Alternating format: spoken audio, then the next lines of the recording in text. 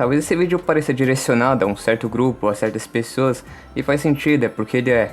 Esse vídeo é pros irmãos que, assim como as esferas do dragão, após um desejo, foram espalhados pelo mundo, mas assim como elas também, um dia pode acontecer a união novamente. Nesse vídeo eu gostaria de relembrar o DB antigo, para daquela saga que teve, que ensina a jogar o jogo, mas principalmente lembrar, contar histórias que aconteceram. E conforme eu conto histórias e falo de eventos, dependendo do tópico eu gostaria de dar mais de uma perspectiva. Eu vejo que existe 3 Gogogas, tem o primeiro que é a criancinha que tá conhecendo a internet, que joga ouvindo Eminem, que convida irmãos para uma tarde de jogo em sua casa, mas ele acaba de fundo dormindo enquanto o pessoal joga. Tem o segundo, que depois de um tempo considerável retorna ao jogo e tá mais focado em aprender mais sobre o jogo para produzir conteúdo, etc. E tem o atual, que aprendeu coisas novas, passou por experiências, jogou mais coisa e tem uma visão mais abrangente. Acho que vai ser uma boa oportunidade de compartilhar histórias. Eu não sei quem de vocês ainda acompanha, então se possível se manifestem nos comentários para eu saber se vocês estão bem. E se você for alguém que apareceu aqui porque simplesmente gosta do conteúdo do canal e da minha pessoa, fique à vontade para compartilhar suas histórias também, eu vou ler todas. Enfim, vamos começar. Quando era por volta de 2014, lembro bem disso, na época eu jogava o Pokémon, que estava em alta na época do Chanela Kazan, aquele que era roxo com olhos vermelhos, provavelmente o sonho de toda criança. Foi o primeiro jogo online que eu joguei também. Aconteceu muita coisa nesse jogo, mas isso seria um vídeo à parte. O que acontece é que eu tive conversas e fiquei sabendo de um tal Tibia. O Pokémon Tibia, diziam.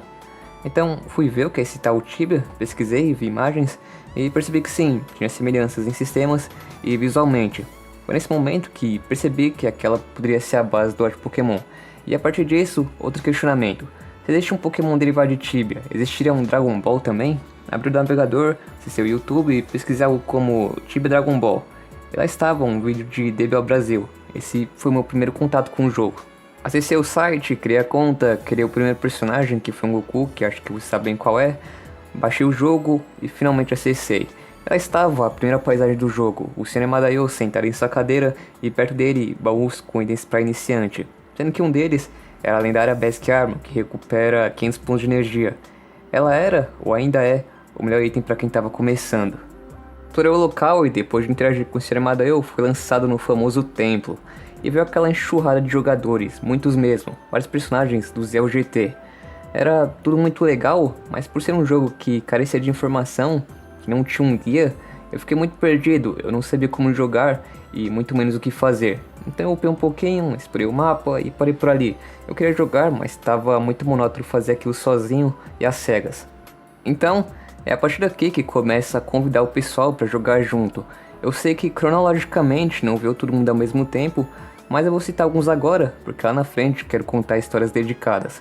Teve o Gustavo, o Márcio, o Rael, o José, o Gilbert, que o professor Jesus chamava de Gilbert, o Abraham, o Guto, o Melk e outros mais. Eu lembro que no começo exploramos partes da área free, sempre tomando cuidado com o Dark Sabaman. Ficamos sabendo que bot permitido e fomos atrás disso, que era o Elf, baixar, craquear, como configurar. E essa parte de configurar foi complicada, porque na época até tinha aula disso, mas a qualidade não era tão boa e não ensinava tudo.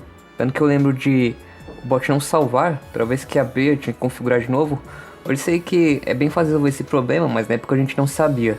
Aí teve aquele processo de chegar ao 200 e perceber que faltava transformações no personagem. Foi nessa etapa que fomos sabendo da missão do renascimento, que é aquele do personagem voltar ao nível 1, mantendo o kit antes do processo, passar do Zé GT e desbloquear 2 transformações, do 400 e a do 600. O nível mínimo para isso era 250 e o máximo 600. Quanto maior fosse o nível antes, mais OP o personagem seria depois. Acho que é nesse momento que o jogo engata e daí em diante desencadeia uma série de eventos. Lembro da Pan, que era uma balanceada e dava hit kill com o Double Kamehameha. Lembro do Gogeta, que era parecido com a Pan. Lembro de como fazer clones era OP. Lembro de quando aprendemos a combar e o quão impressionante era o dano que isso dava. Chegamos a fazer uma guilda e foi nessa época que conhecemos o Abraham, que é provável ter sido a primeira pessoa que entrou. Lembro da casa que compramos e de como o Rica tirou da gente, porque a gente não costumava jogar VIP. A gente que fazia emboscada na loja de AOL, a arena era bugada, dava pra morrer fora. Tinha os golpistas que falavam de um tal hack multiplicador de itens, que na verdade era só pra colocar vírus no seu PC e pegar suas informações. Era perigoso colocar item em cima do armazém pra mostrar, porque acontecia de jogar neste em cima pra tentar roubar. A gente jogava muito com chamada na época, o Skype. Às vezes a gente se reunia pra Pecalizar, que olhando agora era um negócio bem babaca, porque você pode atacar os jogadores numa guerra para ajudar seus companheiros. Você pode atacar outros jogadores para atrasar a progressão deles e evitar que se torne um problema no futuro, que era o que a Dominante fazia. Você pode até mesmo atacar jogadores para liberar um lugar para upar se tudo estiver lotado. Mas que utilidade tem atacar sem motivo outros jogadores até pegar Red PK? Você apenas compromete os frags do seu personagem e atrasa a progressão de outras pessoas. Enfim, teve muita história nesse espaço de tempo. O meu objetivo pessoal era renascer um 600 sendo free, que deve ter demorado cerca de um ano para acontecer. E sabendo que se agora, eu digo, objetivamente falando, não é difícil, é bem fácil até, tendo que isso foi replicado em bem menos tempo na jornada. O que tornou difícil foi jogar no web, que o jogo era brutal, o VP abria no 150, os servidores eram lotados, a dominante não descansava e etc. Ficar 10 segundos fora da área protegida perto do templo era pedir pelo pior. Agora imagine tentar upar desatento à luz do dia. Tinha que upar de madrugada, com tempo cronometrado, e se possível, com outro cliente aberto, com outro personagem para você observar quem estava chegando perto, porque dependendo de quem fosse, não dava tempo de reagir a queima-roupa, tinha que agir antes. E pode dizer mais ainda sobre o quão fácil é upar nesse jogo.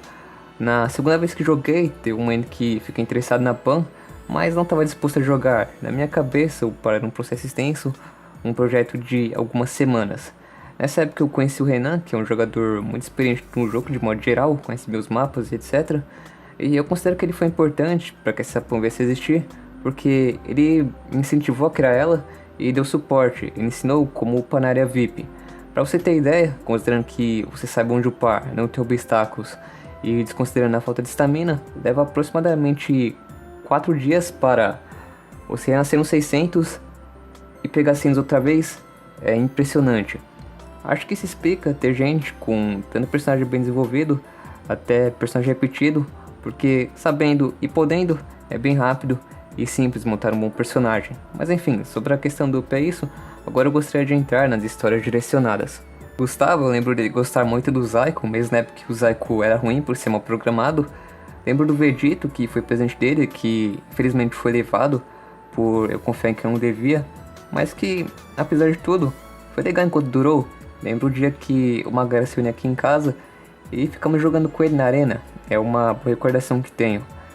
Lembro do dia que zeramos Cat Mario e postamos no Face. Lembro de como durante certo tempo a gente fazia tudo junto, praticamente um morava na casa do outro.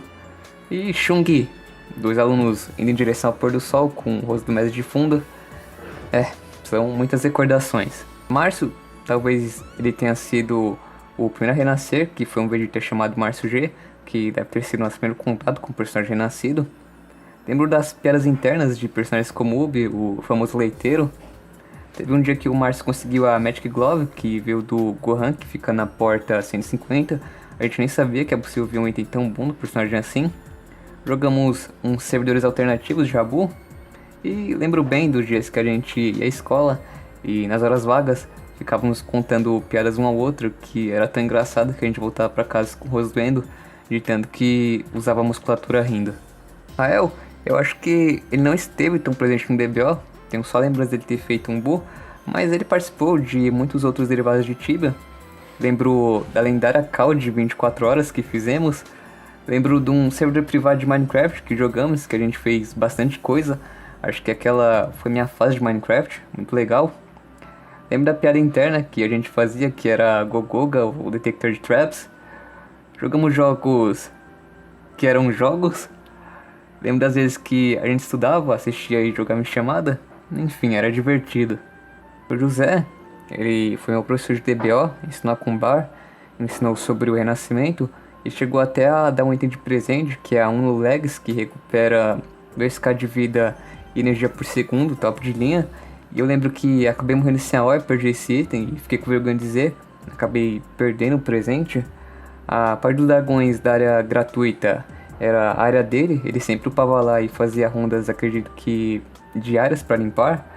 Tinha o lendário Kami dele, que o nick era Kami JR, que a gente falava Júnior, mas o JR era de José Renato. Ele ganhava X1 de todo mundo com esse personagem. O irmão dele jogava bem também, o Gu, que tinha um céu nascido e naquela época o visual do céu era bem bonito. E tinha a guilda dele também, a Cyber, que era a rival da guilda Anti-Cyber, e essas duas guildas se enfrentavam em batalhas mortais com direito à destruição de cenário. Gilbert, ele jogou com a gente bem no começo. Eu lembro dele ser um cara bem gentil e paciente. Teve uma call que ele me ensinou a jogar um jogo de Digimon com idioma inglês, e na época eu entendia quase nada dessa língua.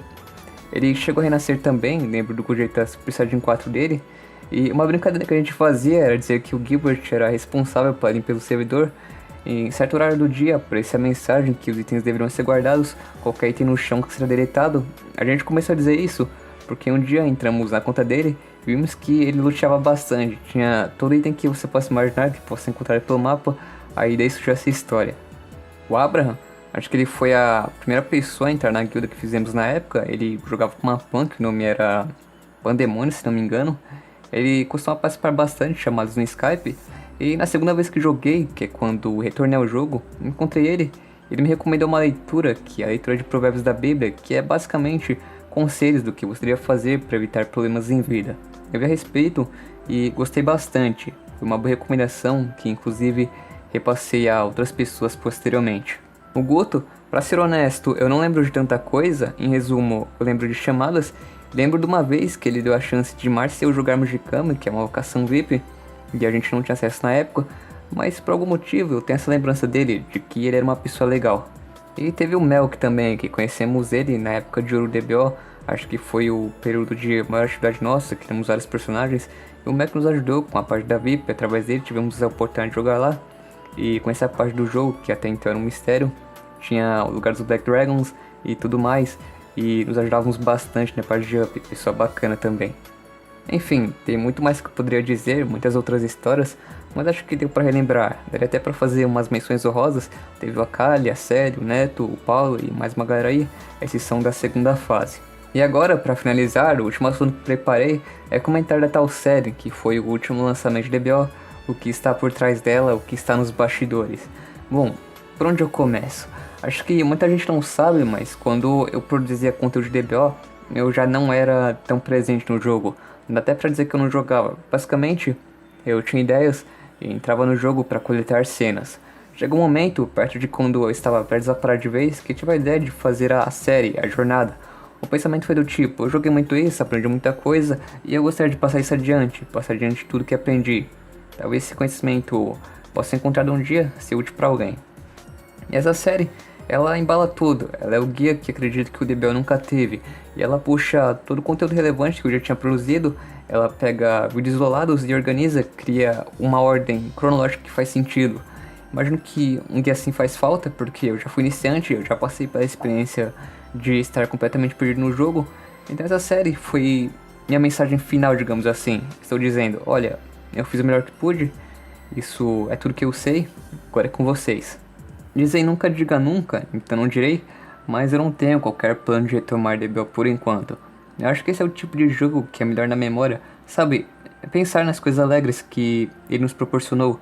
Talvez, se eu for jogar hoje em dia, essa visão seja deturpada, e eu não quero isso, logo é melhor deixar as coisas como estão. Esse vídeo ficou relativamente longo, mas eu espero que isso não seja problema. Eu quis aproveitar essa oportunidade e espero que vocês tenham gostado. Mas e aí? Eu contei histórias. Quais você tem pra mim? Até mais.